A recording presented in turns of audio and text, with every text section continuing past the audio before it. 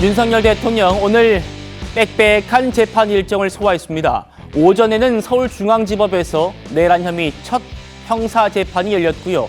지금은 헌재에서 탄핵 심판, 사실상 마지막 변론이 열리고 있습니다. 준비한 영상 먼저 만나보시죠.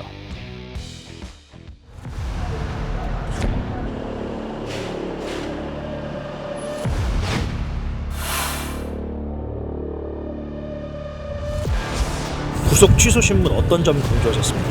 내란죄가 성립 안 된다는 문제, 증거인멸의 우려가 없다는 거, 이런 쟁점들에 대해서 충분히 설명을 드린 것으로 생각합니다. 지금의 구금 상태는 불법 구금 상태다.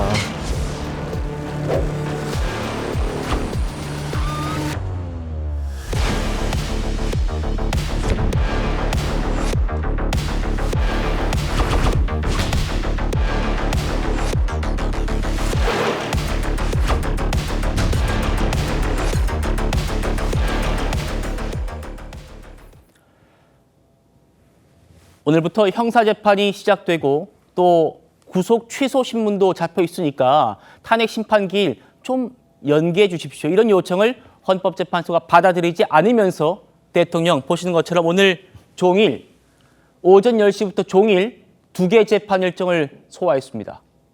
김영주 의원님. 네. 그런데요.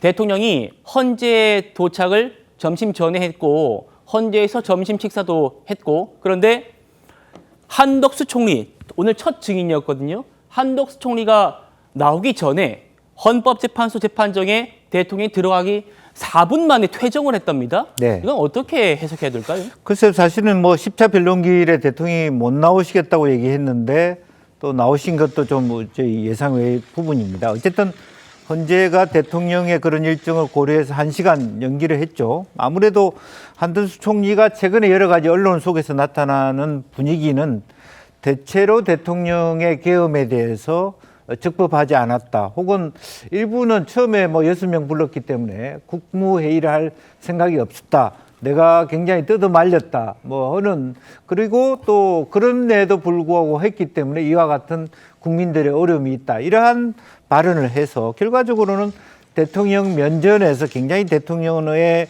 어떤 그 계엄, 비상계엄에 대해서 비판적인 그런 말을 하는 것에 대해서 서로 대면적인 상태를 가지는 것이 서로에게 불편하지 않냐. 뭐 대통령도 그런 얘기를 듣는 순간도 화면에 잡힐 수도 있는 것이고 한덕수 총리 역시 대통령 면전에서 그런 얘기하는 것이 굉장히 서로에게 어려움을 주기 때문에 뭐 그런 면에서 아마 변호인단이 대통령께서 굳이 이 장면을 보시는 것이 별로 그다지 좋지 않을 것 같다 이렇게 판단하신 것 같고 대통령도 그런 데 대한 동의를 하시지 않았나 그렇게 봅니다. 예.